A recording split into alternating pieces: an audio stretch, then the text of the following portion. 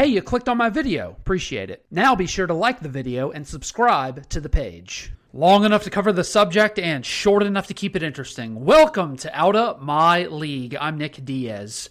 OTAs in the NFL are usually the most boring thing about following an NFL team. And yes, even more than preseason games. Because OTAs is basically a bunch of 7-on-7 practices that are voluntary. However, this current OTAs for the Saints is a little bit more interesting because of all the injuries that they had last season. I think they had them more than probably any NFL team last year if I looked it up. And the names are, Peyton Turner, Jameis Winston, Michael Thomas, Will Lutz, the kicker, Andres Pete. And then you have Ryan Ramczyk, who's coming off of off-season surgery. Taysom Hill is coming off of an off-season surgery. And then you have incoming guys like safety Marcus May, who will play opposite of Tyrann Mathieu, assuming he's healthy to go. So the voluntary participation this time around is kind of important right now. Even if you're not practicing full go, just being there halfway is really kind of telling. Just to see who's on pace and who isn't, and who's back on track, who's at full strength for the start of the season. Where are you in your rehabilitation? Now, as far as who is there and who isn't, Michael Thomas has been in the building, but he is not practicing. He's in the building, but not practicing. And Dennis Allen talked with the media today to give an update on the status of Michael Thomas. I think he's doing well in his rehab. He's not ready yet, but he's here. He's rehabbing. He's getting himself better, and we're certainly anxious to get him out here. If I had a crystal ball and could tell you all these things, I'd probably be making a lot more money and doing something different. But yeah, our hope is that he's going to be ready to go for training camp. So that's what we're pushing for. That sounds like to me that Dennis Allen is just being cautious about the Michael Thomas situation because of the shit show that happened with him and Sean Payton last year. Not that any of us should be worried about Michael Thomas being back for a full go for September. This just seems like political speak. Or maybe I'm just talking out of my ass. I don't know. Now, something that was a bit of a surprise was Jameis Winston, who not only was there, but he has been there in full participation, practicing, and not being held out in any portion of OTA practice whatsoever. And considering he tore his ACL in the season, that's even more surprising. Yeah, look, I think he's looked good. I think he's made a lot of progress. We still got a ways to go to get him ready, but we like the progress he's making. We like where he's at, and hopefully that'll continue. Okay, I don't really need to talk most of you into believing in Jameis Winston at this point, but the time frame of him coming back for OTAs surprises me.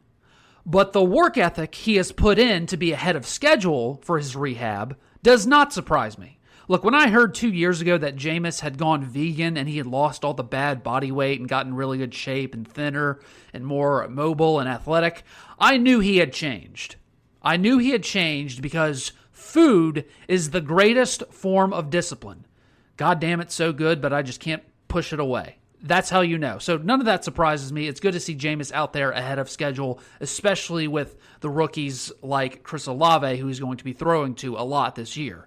Now, Peyton Turner, who was the Saints' first-round draft pick last season, he's another guy who was hurt last year, but he was at practice, but he was not participating in practice. I think he was doing some minor drills and workouts over to the sideline somewhere. But either way, he's on pace and seems to be doing well.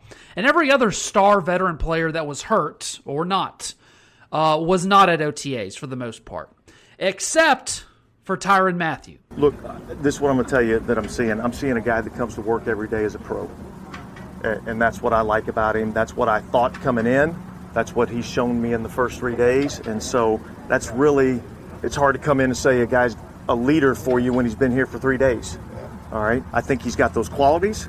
And really, I can see with the way that he comes in and does his job, that if people follow that example, then I think that's going to benefit us.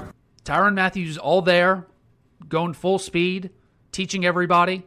It would not surprise me if Tyrann Mathieu gets named a team captain by the start of the season. Matter of fact, I'll make that prediction right now. Tyrann Mathieu will be a captain for the Saints before the start of the season. Now, Tyrann Mathieu did give a lot of compliments to the rookies that he's been working with on the defensive side, like Alontae Taylor, who's the second-round pick out of Tennessee. He's playing defensive back. Smoke Monday, the undrafted free agent out of Auburn, who they really like and spend a lot of money on. Tyrann was working with both those guys on the sidelines, giving them advice, coaching them up. Just a good thing to see for a guy who clearly just wants to be there, bigger than just football, but also just being back in New Orleans. Now, I'm really curious as to what the Saints are going to do after OTAs with the rest of their cap space, because they have $10 million worth, and the Saints still need a few spots in their roster to fill up. I wouldn't call them necessarily roster holes, but they are concerns when you get into the season, most notably the running back position. So everyone is going to talk about how former LSU running back and Marrero native Darrell Williams did not sign with the Saints. He signed with the Arizona Cardinals, despite giving hints that he may be signing with the Saints. He clearly was teasing us. But it's not because the Saints aren't looking for another running back. Don't tell yourself that narrative. Don't say, well, we don't really need him. No, that's not it. Because the Saints tried to sign Sony Michel. They went after Sony Michel. Sony Michel visited the Saints and had a meeting with them. Darrell Williams, just for whatever reason, didn't want to go back to NOLA, and maybe he got a better deal in Arizona. For Jarvis and for Tyrann Mathieu, it was going home was more important than the money. For Darrell Williams, not so much. Whatever. But whatever the reason is, that's no longer the point. The point now is, if you look at the rest of free agent running backs left on the market, I'll save you the internet search. It's not great. All right, everyone's nearing 30, older than 30, or at 30, and they're all not very productive most recently. So nothing on there is really worth it. I mean, the Saints, they may sign someone. They may sign someone at running back, because you never can have enough roster spots or backup plans, even if it's just on a practice squad player. But I wouldn't be surprised if the Saints make those decisions until after evaluating OTAs, specifically after evaluating rookie running back Abram Smith, the undrafted rookie out of Baylor. Seeing him closer at practice, up against other professionals, seeing just his physicality, how he works with the offense after rookie minicamps and OTAs. They spent a lot of money on Abram Smith, more than any other undrafted free agent they've had in a while. Gave him a lot of guaranteed money.